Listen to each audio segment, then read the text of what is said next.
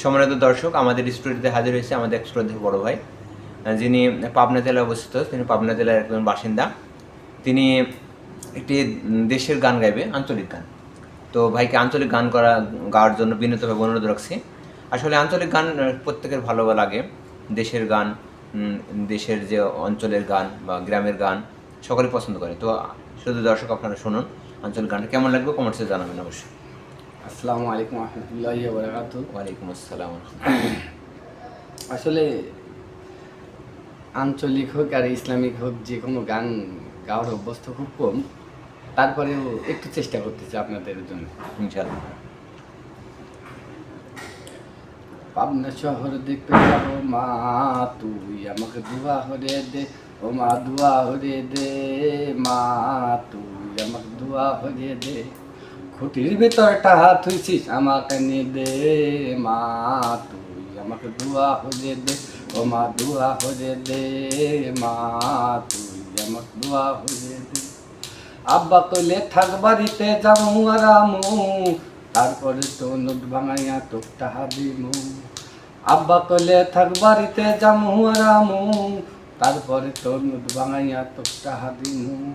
খুঁটির ভিতর টাহা থুইছিস আমাকে নে দে, মা তুই আমাকে দুয়া হরিয়ে দে, ও মা দুয়া হরিয়ে দে, মা তুই আমাকে দুয়া হরিয়ে দে। পাবনা শহর দেখতে যাব মা, তুই আমাকে দুয়া হরিয়ে দে, ও মা দুয়া হরিয়ে দে, মা তুই আমাকে দুয়া হরিয়ে দে। মেন্টালেরই কত মানুষ পাগল দেখতে যায়, কত পাগল মনের শুয়ে ফরিন্দি গান গায়। মেন্টালেতে কত মানুষ পাগল দেখতে যায়, কত পাগল মনের শুয়ে ফরিন্দি গান গায়। প্রিয় সেই গান শুনবো, নোটটাই আমায় দে, মা তুই আমাকে দুয়া হরিয়ে দে, ও মা দুয়া হরিয়ে দে, মা তুই আমাকে দুয়া হরিয়ে দে। পাবনা শহর দেখতে যাব মা, তুই আমাকে দুয়া হরিয়ে দে, ও মা দুয়া হরিয়ে দে, মা তুই আমাকে দুয়া হরিয়ে দে, মা তুই আমাকে দুয়া হরিয়ে দে, ও মা দুয়া হরিয়ে দে, মা তুই আমাকে দুয়া হরিয়ে দে। মাশাআল্লাহ। আমাদের পাবনা জেলা থেকে আগত আমাদের শুধু দর্শকবৃন্দ, আমাদের পাবনা জেলা থেকে আমাদের শ্রদ্ধেয় ভাই আমাদের স্টুডিওতে হাজির হয়েছে। শুধু দর্শকবৃন্দ, আমাদের পাবনা জেলা থেকে আমাদের শ্রদ্ধেয় বড় ভাই হাজির হয়েছে এবং তাদের আঞ্চলিক সুরে, দেশের সুরে, গ্রামের সুরে একটি গান গেয়েছে পাবনা জেলা সম্পর্কে। আশা করি আপনাদের এই আঞ্চলিক গানটা অনেক ভালো লেগেছে। আর ভালো লেগেছে এই মন্তব্যটা প্রকাশ করতে আপনারা কমেন্ট বক্সে অবশ্যই আপনার মতামতটি প্রকাশ করবেন ইনশাল্লাহ। তো ভাই আর কিছু গাইবেন আমাদের সামনে, দর্শকদের সামনে? দেশের গান হোক, ইসলামিক সঙ্গীত হোক, বা যে কোনো বিষয়ে যদি গাইতে গান, আর একটা কিছু গান। সম্মানিত দর্শক, আজকে আমাদের স্টুডিওতে ইসলামিক সঙ্গীত এবং ইসলামিক সঙ্গীত নিয়ে সুস্থ সংস্কৃতি নিয়ে আমরা হাজির হয়েছি।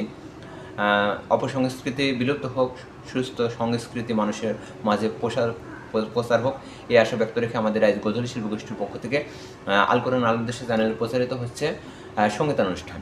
সঙ্গীতানুষ্ঠানে ভাই একটা আঞ্চলিক গান গেয়েছে, আমি একটা গান ইসলামিক সঙ্গীত গাইব। আশা করি আপনাদের ভালো লাগবে। আমি এতিম হয়ে কাঁদি না কেন, তোমরা বলতে পারো। এতিম হয়ে কাঁদি না কেন, তোমরা বলতে পারো। এতিম ছিলেন আমার নবী, এতিম আমিও। এতিম ছিলেন আমার নবী, এতিম আমিও। আমি এতিম হয়ে কাঁদি না কেন, তোমরা বলতে পারো। এতিম হয়ে কাঁদি না কেন, তোমরা বলতে পারো। এতিম ছিলেন আমার নবী, এতিম আমিও। এতিম ছিলেন আমার নবী, এতিম আমিও। নেই বাবা মায় আমার, নেই যে বাড়ি ঘর। নেই বাবা মায় আমার, নেই যে বাড়ি ঘর। আমার মতো এতিম হাইরে নেই যে হবে আর। তাই মনে নিয়ে সান্ত্বনা কাটায় দিন রাত। মনে নিয়ে সান্ত্বনা কাটায় দিন রাত। এতিম ছিলেন আমার নবী হযরত মুহাম্মদ। এতিম ছিলেন আমার নবী হযরত মুহাম্মদ। আমি এতিম হয়ে কাঁদি না কেন তোমরা বলতে পারো, এতিম হয়ে কাঁদি না কেন তোমরা বলতে পারো। এতিম ছিলেন আমার নবী এতিম আমিও, এতিম ছিলেন আমার নবী এতিম আমিও। জীবন চলার পথে রয় যে আপন পর, জীবন চলার পথে রয় যে আপন পর।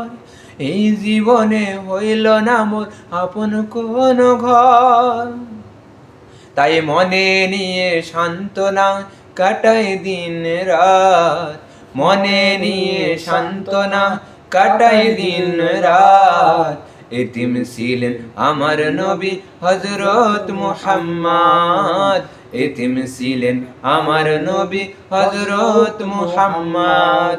আমি এতিম হয়ে কাঁদি না কেন তোমরা বলতে পারো, এতিম হয়ে কাঁদি না কেন তোমরা বলতে পারো। এতিম ছিলেন আমার নবী এতিম আমিও, এতিম ছিলেন আমার নবী এতিম আমিও। আমি এতিম হয়ে কাঁদি না কেন তোমরা বলতে পারো, এতিম হয়ে কাঁদি না কেন তোমরা বলতে পারো। এতিম ছিলেন আমার নবী এতিম আমিও, এতিম ছিলেন আমার নবী এতিম আমিও, এতিম ছিলেন আমার নবী এতিম আমিও। সম্মানিত দর্শক, আমরা গানে গানে অনেক দূর পেরিয়ে এসেছি।